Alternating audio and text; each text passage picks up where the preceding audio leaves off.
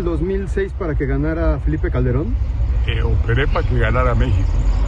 Yo fui respetuoso de la democracia y de la libertad, fui respetuoso de la ley y la Constitución y por supuesto que apoyé a Felipe Calderón, pero dentro de la ley. ¿No hubo fraude? Por supuesto que no. Buenas noches, gracias por brindarnos el honor de su sintonía. Así fue como el expresidente Vicente Fox reconoció hoy que operó en la elección de 2006 para que ganara Felipe Calderón, aunque aseguró que respetó la ley y descartó que hubiera existido algún fraude electoral. A su llegada al Aeropuerto Internacional de León, tras ser cuestionado por Milenio si hubiera hecho algo distinto durante su gobierno, el panista dijo que todo en su momento fue justificado, pero que también hubo errores. Además, habló sobre Xóchitl Gálvez, al señalar que la candidata tiene razón al pedirle que no intervenga en su campaña.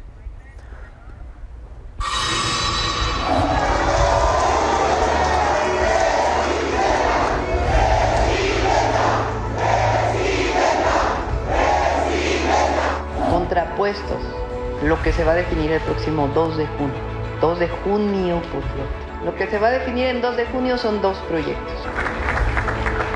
Lamentablemente, muchas veces los gobiernos ven a las personas como votos y por eso se han olvidado de las niñas y de los niños. Vamos a las actividades de las campañas presidenciales. En su visita por León, Guanajuato, Claudia Sheinbaum contrastó su estrategia de seguridad con el de su rival Xóchitl Gálvez. Aseguró que con la oposición es muy probable que regrese la guerra contra el narco y que, contrario a ello, su proyecto contempla la atención a las causas y la justicia. Más tarde encabezó un mitin en esa misma ciudad donde nuevamente afirmó habrá una reforma al Poder Judicial para garantizar su independencia política y económica. Sobre Xóchitl Gálvez, en un encuentro con transportistas en Ecatepec, Estado de México, reconoció que su propuesta de crear una cárcel de alta seguridad ha causado polémica. Sin embargo, insistió en que se debe contener a los delincuentes más violentos del crimen organizado. También se deslindó de que dicho plan sea inspirado en la estrategia de seguridad del presidente salvadoreño Nayib Bukele, al afirmar que no coincide con él y que en caso de ganar la presidencia respetará los derechos humanos, además de que no echará culpas de inseguridad a administraciones pasadas. Por su parte, Jorge Álvarez Maínez, en su visita por Tabasco durante una reunión con mujeres del estado, dijo que no ve seriedad en las propuestas y participación de Xóchitl Gálvez en la contienda. Dijo que la inseguridad ha alcanzado al proceso electoral por la cobardía que existe en la clase política, que ha sido permisible, culpando al PAN de originar dicha situación. Más tarde, el candidato de Movimiento Ciudadano se reunió con estudiantes de la Universidad Juárez Autónoma de Tabasco, donde intercambió ideas y propuestas. Por cierto, hoy la secretaria de Seguridad y Protección Ciudadana, Rosa Isela Rodríguez, presentó la estrategia del gobierno federal para el resguardo de candidatos durante el proceso electoral. El protocolo iniciará con una solicitud de protección ante el INE, la cual será comunicada a la Secretaría de Seguridad para determinar el nivel de riesgo al que están expuestos. Posteriormente, se avisará al INE la disposición del servicio a los partidos políticos. Los candidatos catalogados en alto riesgo estarán acompañados por 10 elementos en 4 vehículos de la Guardia Nacional. En el nivel medio lo integrarán 8 elementos y 3 vehículos. Para el nivel bajo riesgo, solo se va a asignar una camioneta y el acompañamiento de 2 elementos. Hasta ahora han recibido 23 solicitudes, de los cuales 3 son de los candidatos presidenciales.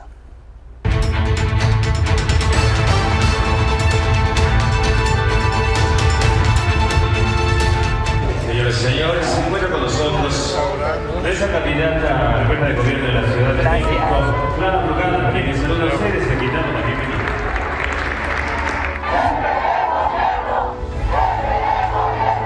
Que si hay de otra, que vamos a ganar la ciudad y la vamos a cambiar. Muchas gracias a todos.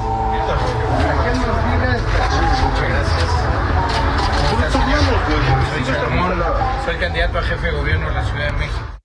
Hablemos de la contienda en la Ciudad de México. El jefe de gobierno, Martí Batres, informó que se brindará seguridad a todos los candidatos de las diversas fuerzas políticas que buscan un cargo de elección popular en la capital del país.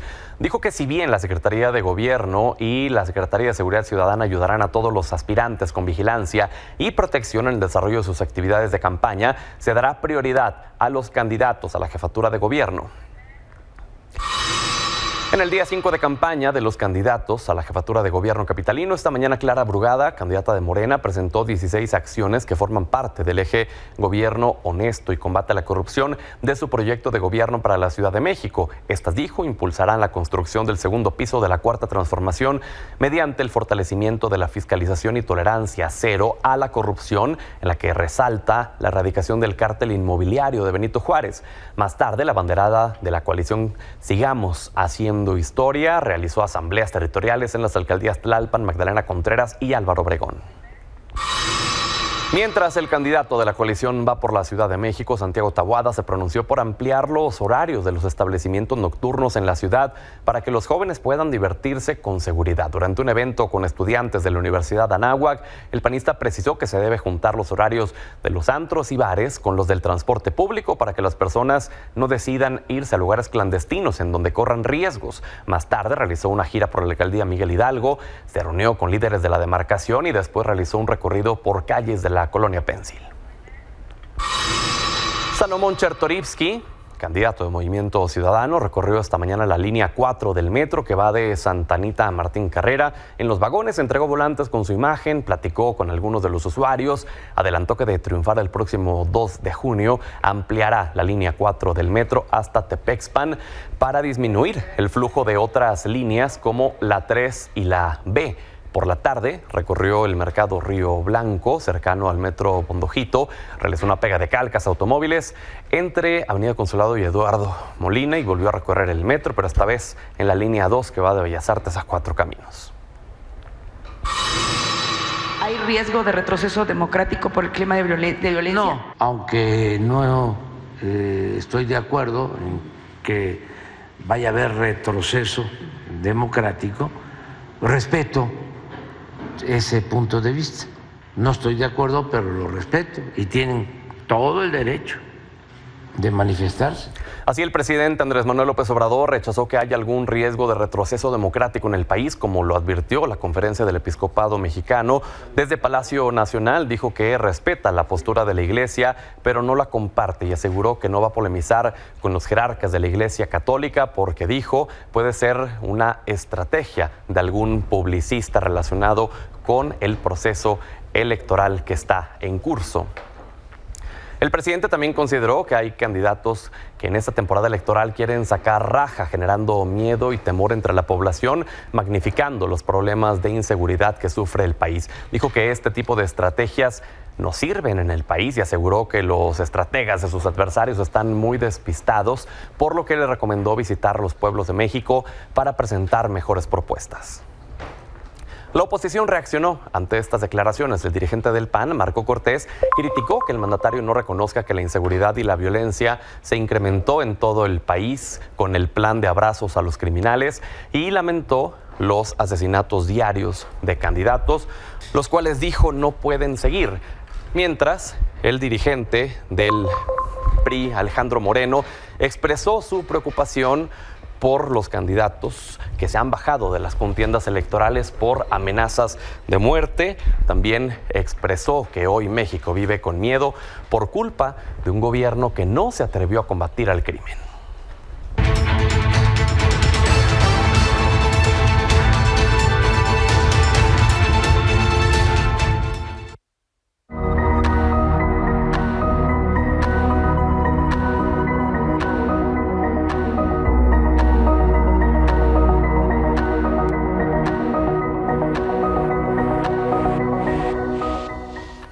En este arranque de campañas, el tema de la seguridad se ha convertido en uno de los pilares de los tres candidatos presidenciales con ejes muy distintos. Pero ¿cuál es la situación que enfrenta el país? Bueno, pues el Secretariado Ejecutivo del Sistema Nacional de Seguridad Pública reportó que en 2023 hubo 29,675 víctimas de homicidio y 848 feminicidios, sumando un total de 30,523 casos con un promedio diario de 84 muertes.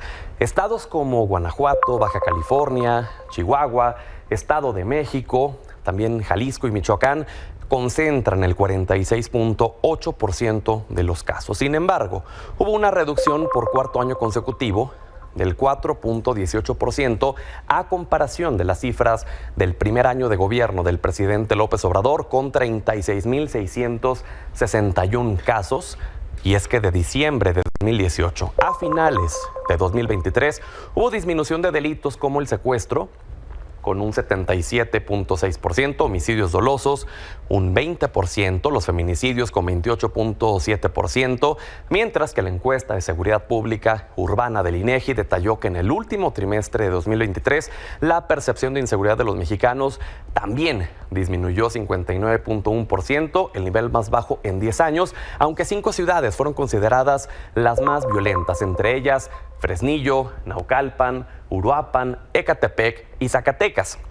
Sobre la situación de delincuencia para 2024, el 32.9% consideró que estará igual de mal, otro 23.4% dijo que empeorará, el 19.5% opinó que seguirá igual de bien y el 22.7% espera que mejore. Y justamente invitamos a representantes de los candidatos para que platiquen con ustedes, con nuestro auditorio, sobre la estrategia de seguridad que plantean. Le agradezco a Kenia López Rabadán, jefa de oficina del equipo de Xóchitl Gálvez, a César Cravioto, senador de Morena, a Miguel Ángel Alfonso Mesa, vocero en el equipo de Jorge Álvarez Maínez. Gracias a los tres por estar con nosotros el día de hoy. Muchas gracias, Pedro. Gracias. Nos gustaría que nos expliquen así, de forma básica, de forma que todos lo podamos entender y de forma concreta, ¿cuál es la estrategia de seguridad que están planteando, los 3 puntos principales de cada estrategia? Kenia, si nos lo permites, comenzamos contigo. Gracias. Bueno, primero que nada agradecerte esta mesa y decirte que por fin este país va a tener una presidenta de la República trabajadora, inteligente, honesta, echada para adelante. Una presidenta de la República que no va a abrazar a los delincuentes, a quien va a abrazar Xóchitl Gálvez va a ser a los mexicanos. Hoy las cifras son terribles, 180,000 personas asesinadas en este gobierno corrupto de López Obrador no se pueden permitir. No solamente estamos hablando de asesinatos, sino también de desaparecidos. Obviamente México requiere una nueva ruta y esa la está delineando Xóchitl Gálvez. Primero que nada, con presupuesto. Segundo, con capacitación. Y tercero, con algo absolutamente importante, y es que se aplique la ley. Hoy, el miedo, lamentablemente, lo tienen los ciudadanos y no. El miedo lo deben tener los delincuentes. Ya basta de abrazos a los delincuentes. Hay que poner, por supuesto, la ley por encima de cualquier capricho gubernamental, porque en México, claramente, la ley debe ser respetada. Senador Cravioto, ¿cuáles son los 3 puntos principales que plantea Claudia Sheinbaum? Buenas noches. Bueno, primero, lo más importante es saber las causas. ¿Por qué México se volvió uno de los países más violentos del mundo? Pues porque se descuidaron justamente a los jóvenes, no había una atención a los jóvenes, no se invirtió en la educación, no había becas, salarios de hambre en el país que dejaron estos gobiernos corruptos neoliberales del PRI y del PAN por lo menos en los últimos 40 años. Entonces, cuando se genera eso, más la corrupción brutal, cuando teníamos personajes como García Luna, que fue el gran hombre fuerte de la seguridad en este país en el gobierno de Fox y en el gobierno de Calderón, en los 2 gobiernos panistas, y en lugar de atender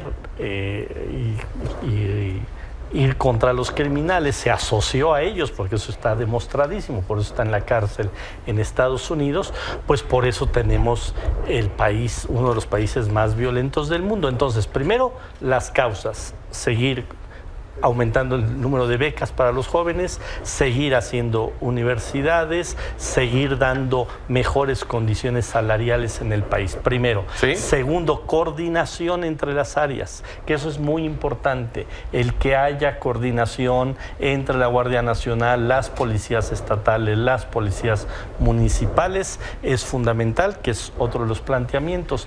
Tercero, ya viene en la propuesta constitucional que tenemos hoy, ya desde hoy en el Congreso de la Unión, que no haya policías en todo el país que ganen menos del promedio del salario de la gente que está registrada en el IMSS, porque hay en municipios en el país que los policías ganan 5,000, 6,000 pesos. Sí. Con esta ley, que esperamos que la apoyen los de la oposición, podamos tener mejores policías. Son 3 de varias propuestas más que se tienen en el tema de seguridad. Claro, Miguel, ¿qué plantea Jorge Álvarez Maínez en el tema de seguridad?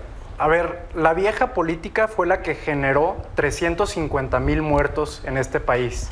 Primero, con la guerra calderonista en contra del crimen organizado, y después, con el incremento de esa guerra durante el sexenio de Peña Nieto, y ahora con la militarización de la Guardia Nacional y la extensión de esa guerra a territorios donde antes no estaba. Tenemos una guerra caótica que mata a cientos de miles de mexicanos cada sexenio. Lo que tenemos que hacer entonces es, primero, contener esa guerra, no dejar que crezca, hacer misiones específicas de dónde pueden intervenir los militares y dónde no pueden intervenir. Lo que han hecho es extenderlos a territorios que antes estaban en paz. Ahora los están llevando a todo el país y lo que vemos es una tasa de letalidad altísima. Por cada civil herido, hay 4 civiles muertos en enfrentamientos con los militares. Los militares son en parte quienes están matando, pero también es cierto que hay territorios que están controlados por el crimen organizado. Entonces, hay que organizar misiones específicas para ese territorio, que cumplan todos los requisitos de la Constitución, que estén subordinados a autoridades civiles y no solo con militares como lo están ahora, ¿sí?, que estén fiscalizados por comisiones de derechos humanos, y donde no sean necesarios, hay que construir instituciones de paz, policías desde lo local que pertenezcan a las comunidades y que desde ese conocimiento, desde esa integración de la comunidad, dándoles salarios dignos y, digamos, una estrategia específica para recuperar territorios, puedan establecer la paz, porque los militares están entrenados no para la paz, sino para matar, pues son militares, son para la guerra. Quisimos incluir en esta mesa una dinámica en donde le demos voz a la gente para que haga cuestionamientos en general respecto a los temas específicos que vamos a estar tratando cada semana. Si me permiten, les voy a leer una de las preguntas que nos envía Dan.ggam, que pregunta: ¿cómo se planea frenar el crecimiento económico de los cárteles de la droga? Senadora Kenia. ¿Cómo se planea frenar el crecimiento económico de los cárteles? Bueno, primero hay que decir que no podemos permitir que los cárteles estén tomando las posiciones del gobierno. Quien define el precio del pollo, el precio del limón, el precio de muchos insumos en todo el territorio nacional son los delincuentes. ¿Por qué? Porque no hay gobierno. Porque López Obrador decidió abrazar a los delincuentes y decidió darles poder. No es posible que tu hijo salga a la escuela y probablemente no regrese. No es posible que todos los días las mamás y los papás estén preocupados por los jóvenes en este país. No nos podemos acostumbrar al miedo. Xóchitl Gálvez lo ha dicho claramente: necesitamos un México sin miedo. Necesitamos un México seguro, un México en donde los jóvenes, los adultos mayores, las mujeres puedan desarrollarse y ser felices. Con este gobierno de López Obrador eso es imposible. Por eso, precisamente por eso, es que Morena va a perder en 2024. Se va a ir y López Obrador no será recordado como un gran transformador, así como él lo quería. Será lamentablemente recordado como un narcopresidente. Senador César Cravioto, ¿cómo se planea frenar el crecimiento económico de los cárteles? Bueno, primero combatiéndolos, o sea, no asociándonos con los cárteles como se asoció el gobierno de Calderón a través de el secretario de Seguridad Pública, que fue García Luna. Entonces, combatiéndolos primero. Segundo, con inteligencia, porque esto de permitir que muchos empresas que son fachadas para lavar dinero no pagaran impuestos y no estuvieran en el régimen formal de contribuyentes en México, generaba que a partir de ahí se pudiera lavar dinero, que eso es muy importante, se tiene que hacer con mucha inteligencia financiera. Tercero, que no se permita de ninguna manera que en efecto haya territorios que tengan el espacio para que los cárteles puedan seguirse desarrollando. Y eso se ha venido mejorando y se ha venido avanzando en el país, porque ahorita la oposición, los del PRI y el PAN, que fueron los que iniciaron este desastre en el país, dicen, hay territorios, pues hay territorios dominados por el narco desde hace 25, 30 años. Hoy hemos ido acotando esos territorios y eso es muy importante, porque cuando vas acotando esos territorios, y otra vez regreso a las reformas constitucionales que ojalá la oposición las apoye. ¿Sí? En una de esas dice, la extorsión tiene que ser delito grave. Bueno, ahí están las reformas. La oposición ha dicho, no vamos a transitar porque no, que el Poder Judicial no se toca. Pues que se toque el Poder Judicial para que, entre otros temas, no haya jueces corruptos que le estén dando salida a los narcotraficantes. Miguel, ¿cómo se planea frenar el crecimiento económico de los cárteles? Sí, muchas gracias por tu pregunta, Dan. Creo que es muy buena. Quisiera empezar con una pregunta, y es, ¿cómo la vieja política quiere resolver el crecimiento de los cárteles aplicando las mismas estrategias que han fallado desde 2007 hasta 2024? Por un lado quieren regresar a la guerra del calderonismo y por otro lado quieren implementar la misma política de los últimos 6 años que no ha logrado eso. Ha salido un estudio recientemente que muestra que el crimen organizado es el 10º más grande empleador del país. Si lo comparamos con FEMSA, si lo comparamos con las grandes empresas, ninguno de ellos lo ha podido hacer. ¿Y por qué? Porque quieren tapar el sol con un dedo. Lo que se tiene que hacer, en primer lugar, y lo que propone Maynes, es regular las drogas. Tenemos una política prohibicionista que inició esta guerra y que es la principal fuente de financiamiento del crimen organizado.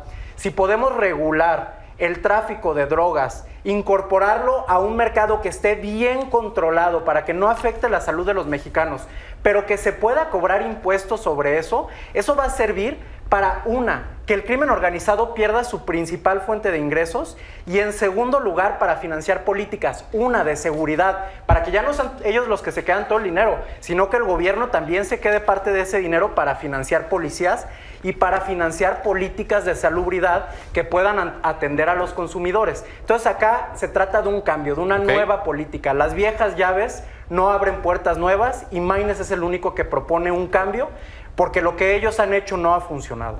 Y la siguiente pregunta es de @LuisCalor y dice, ¿cuántos muertos podemos esperar en tu sexenio en el caso hipotético de que cada uno de a quienes ustedes representan gane? Senadora, comenzamos con usted.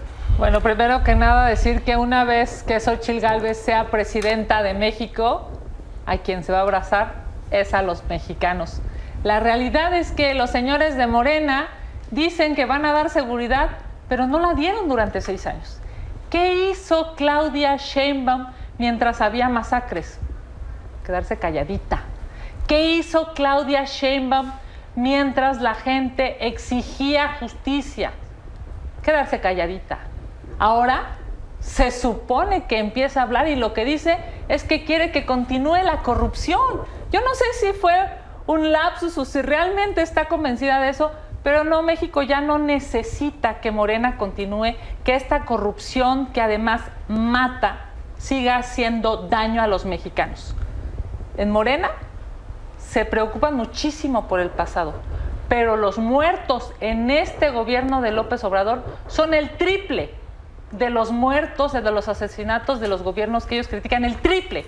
Por cada persona asesinada en los gobiernos anteriores, López Obrador ha generado el triple. Por supuesto que no podemos vivir así y lo que necesitamos es presupuesto para las policías estatales, para las policías municipales, para una policía federal que sí funcione y que te genere a ti seguridad y, por supuesto, a tu familia tranquilidad. Senador Cravioto.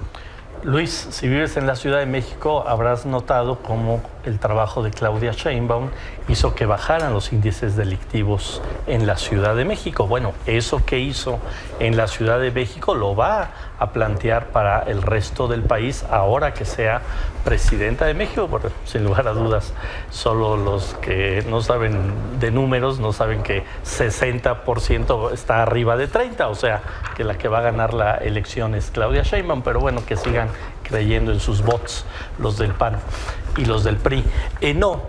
Claudia Sheinbaum va a ser presidenta y la política, insisto, que hizo en la ciudad. Si no vives tú en la Ciudad de México, Luis, pues pregunta a amigos, familiares que vivan en la Ciudad de México para que vea todo lo que hizo Claudia Sheinbaum y cómo bajó los índices delictivos en la Ciudad de México. Y hemos hecho una buena política de seguridad en la Ciudad de México, que, insisto, es el plan que tiene Claudia para el país. ¿Qué otro partido, en qué otro estado de la República pudieran tener a sus dos candidatos de senadores, al ex jefe de la policía y a la ex fiscal? Tan buenos resultados dieron que van a ser senadores de la República, el ex jefe de la policía y la ex fiscal de la Ciudad de México. A ver si en Guanajuato tendrían a esos ex servidores públicos de candidatos, a ver cómo les va, cómo les iría en las elecciones. Y por último, Miguel. Sí, mira, Luis, acá lo más importante es, no lucrar con los muertos, ¿no? Es algo que no podemos anticipar. Lo que sí podemos decir es que en este sexenio no es cierto lo que dice el senador, una disculpa, pero hay varios estudios, igual te recomiendo, no se ve, pero que lo veas en Nexos, que demuestra que se han estado maquillando las cifras de homicidios dentro de la Ciudad de México. Los registran como que son muertes por causas no identificadas y eso es lo que ha ayudado en gran parte a que esta cifra disminuya. Entonces no es cierto que ha disminuido. Y por otro lado, lo que pasa en todo el país, acá hay varias gráficas de que sí, se supone que se logró contener en cierta medida los homicidios, pero lo que no dicen es que desde 1960 hay un registro de desaparecidos y en ese registro el 38% de los desaparecidos son de este sexenio, son 50,000 personas que muy probable y lamentablemente estén muertas y que no las estén contando como tales. Entonces, no es cierto que han bajado los homicidios en este sexenio. 2, desde 2007, aquí está, fue cuando empezó a aumentar con esta política de que, pues dicen ya no les vamos a dar más abrazos, pero no sé, sería bueno que nos aclararan si eso significa darles más balazos. Entonces lo que tenemos que cambiar es la política y hay que contener esto. No podemos especular con algo tan delicado, pero sí sabemos el camino para poder lograr pacificar el país. Caray, se nos fueron 15 minutos volando. ¿Les parece si continuamos la siguiente semana? Quedaron también muchas preguntas de la gente que está esperando escucharlos a nombre de las candidatas y del candidato. ¿Les parece? Muy bien, muchas gracias. Nos vemos la próxima semana. Gracias por haber estado con nosotros. Gracias. Vamos a la pausa y ya volvemos.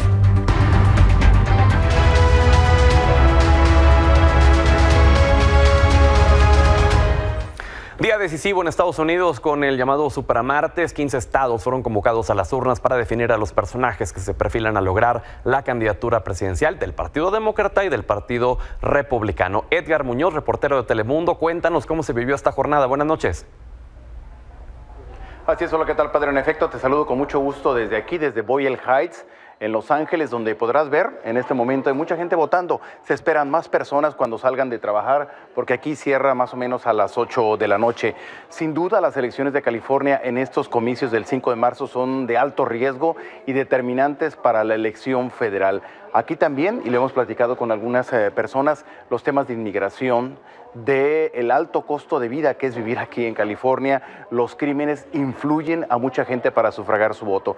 Incluso hemos platicado con ellos y nos dicen que ha sido determinante después de décadas votar por un partido. Ahora con estos temas, repito, el costo de vida, la inflación, los crímenes, ha determinado cambiar de partido.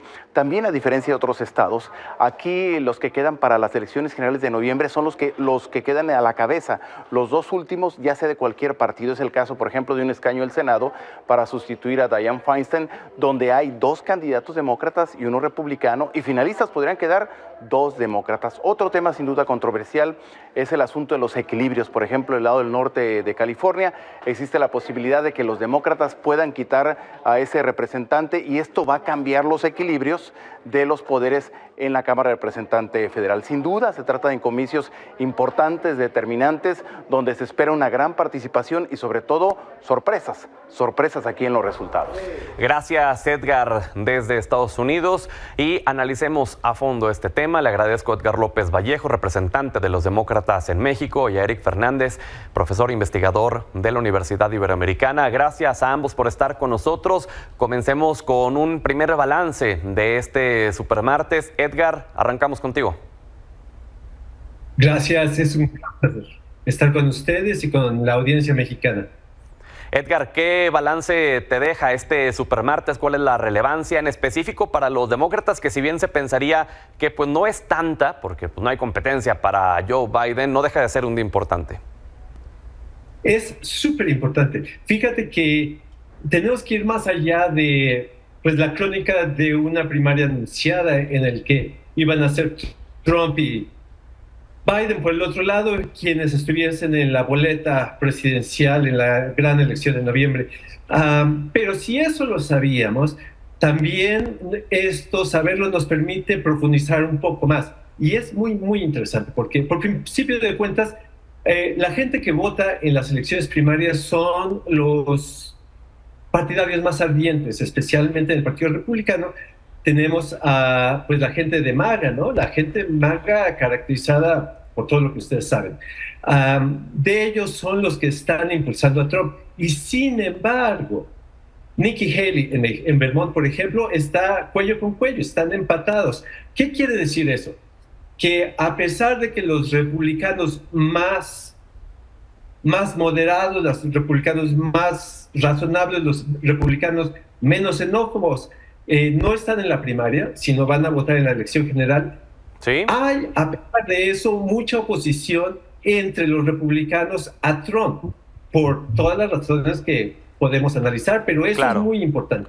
Eric, y eso indica también que hay una transformación estructural en el poder de Estados Unidos, porque todo el sistema político está cambiando. El Partido Republicano está cambiando de manos, ha cambiado de manos, y eso va a abrir nuevas puertas en todo el sistema. Y ahora Trump está tratando de acabar con la democracia, entonces va a ser un juego muy interesante. Muy bien. Eric, te escuchamos.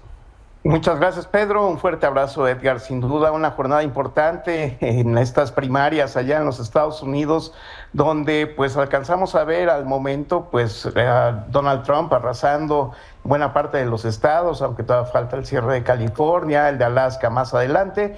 Pero sin duda el estado de Vermont nos tiene por ahí ciertas sorpresas. Distintos medios de comunicación en la Unión Americana pues apostaban finalmente a que Nikki Haley iba a ganar esta elección, pero bueno, vamos a ver los resultados más adelante. Pero lo que sí es interesante son dos cosas. Previo a este supermartes, Donald Trump recibió un espaldarazo importante de la Suprema Corte de Justicia de los Estados Unidos, por la cual ningún estado de la Unión Americana puede desbancarlo de las boletas electorales, como se había propuesto anteriormente en el caso de Colorado.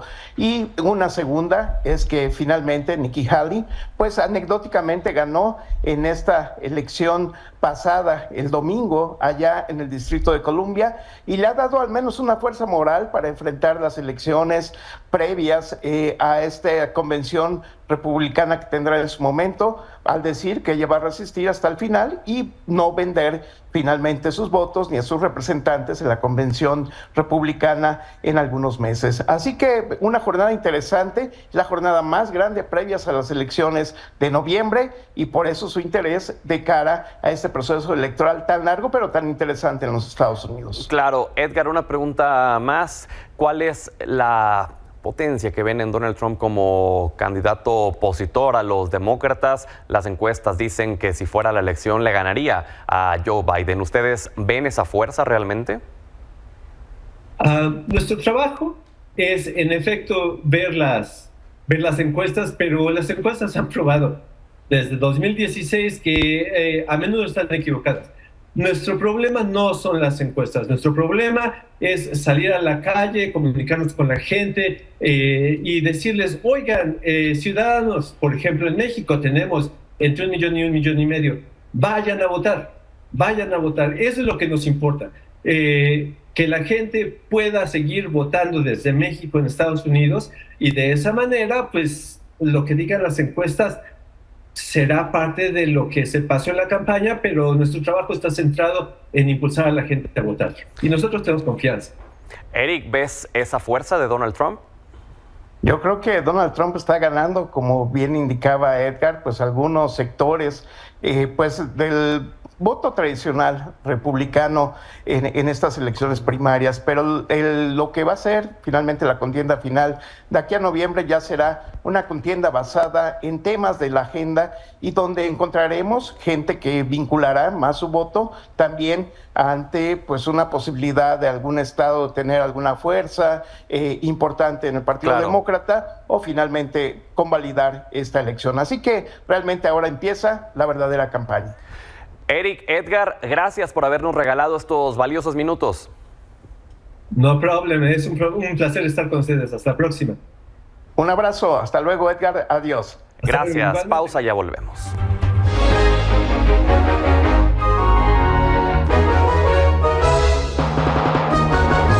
Buenas noches, don Manuel Somoza, ¿cómo cerraron los mercados hoy? ¿Qué tal? Muy buenas noches.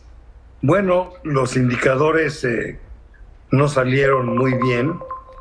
Todos los índices en Estados Unidos perdieron un poco más del 1%. El Dow 1.04, Nasdaq 1.65, el S&P 1.02.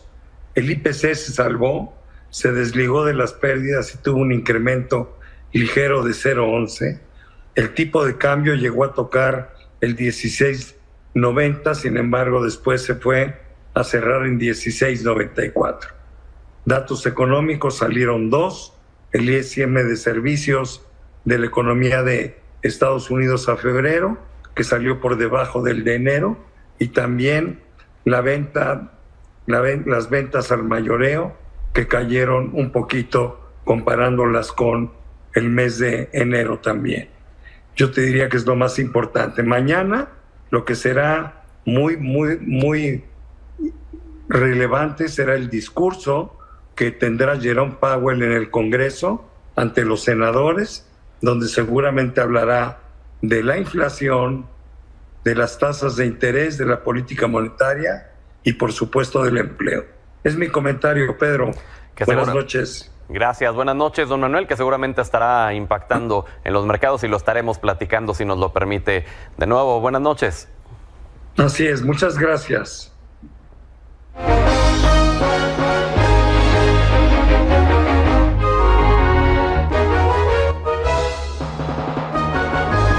Así nos despedimos. Gracias por habernos brindado el honor de su sintonía. Hasta mañana.